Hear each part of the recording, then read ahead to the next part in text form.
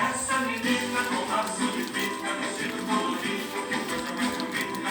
Essa menina com laço de fita, vestido colorido, que coisa mais bonita. Turminha, que delícia!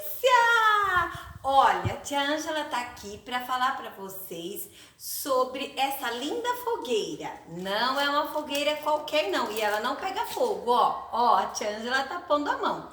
É a fogueira da leitura. Como vai funcionar?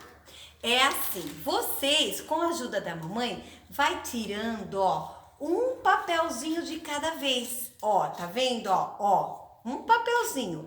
E em cada papel tem uma letra. Vocês vão ler a letra, tá bom? Tirou um, leu? Vamos para o próximo. Tcharam! Tirou outro, leu? Vamos para o próximo. Tcharam! E assim por diante.